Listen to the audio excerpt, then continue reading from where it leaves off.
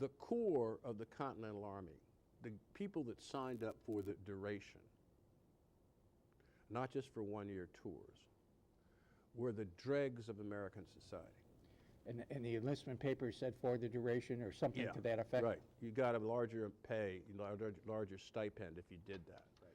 So they're like former indentured servants, ex-slaves, recently arrived Irish immigrants, people like artisans who are out of work. The reason they're there is because they got no place else to go. The yeoman farmer remains in the militia. Many of the states, colonies come states, pay militia more than they pay people that go in the Continental Army because they want them to stay in the state. They want them, and that very few of the states meet their troop quotas or their money quotas to support the Continental Army. If they wanted to, the Continental Army could have won the war in 2 years because they could have raised 100,000 troops. The population of the country is such that between the ages of 18 and 50, there's easily done. But the states don't want to do that. They're worried about a standing army. So the one way to win the war is to have a big army, but the big army violates the revolutionary principles on which the war is supposed to be fought. Washington lives with this paradox throughout the war. And the average size of the Continental Army at any time is between 12 and 18,000. Ever since then, or at least ever since the Civil War, we've lived with hugely expanded armies during wartime, which are then reduced dramatically very quickly after wartime. Right. Was this outside their experience, or why didn't they think about doing something like that? Oh, I see. Create a standing army and then just, fold it up like they did after the Civil War. Exactly.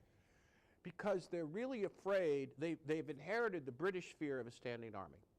Like when the Constitutional Convention comes in, all these states suggest additional amendments, like they suggest 124 amendments.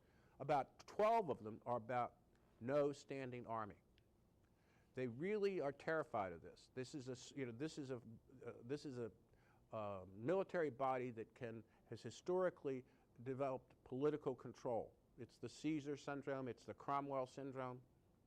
So even if you try to disband it, it's dangerous. The net result is that the Continental Army is kept on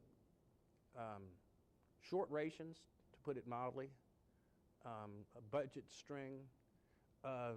It almost goes out of existence 2 or 3 times during the war because if it's annual enlistments, okay, so like they're at Valley Forge, the enlistments go up, run out, and so like 5,000 guys leave, another 4,000 die in the winter from exposure and starvation, so you've got like 9,000 troops to make up. You got to count on 9,000 guys signing up. It's like a law school trying to figure out what the admissions class is going to be in the next year. And by the time the guys learn to be a soldier, they leave. That's one of the real problems in the Continental Army. But that's what makes this core of veterans really crucial. And over the course of the war, they develop a veteran officer corps. It takes a while. They discover guys like Greene and Knox and Hamilton who become great officers. At the end of the war, they're promised pensions and they never paid.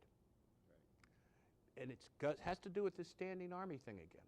We don't like, okay, virtue should be its own reward, and we don't like a permanent military class, even though you're retired and all this kind of stuff. And especially in Connecticut, Massachusetts, the newspapers are, when the guys come back after the war's over, you should think, parades, right? These are the guys that won the war. This was a huge, big deal. Just the opposite. Just the opposite. They were scorned. Their houses were threatened with attack.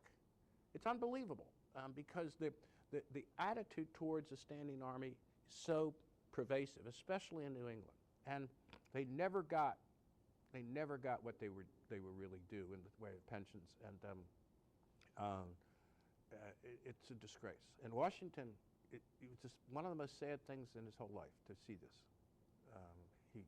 These were his guys, and these were the guys that, and think about it, he was in there for 7.5 years.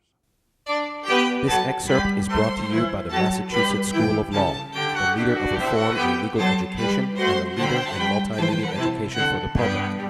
To view the full interview and for a full listing of MSL's programs, log on to mslaw.edu.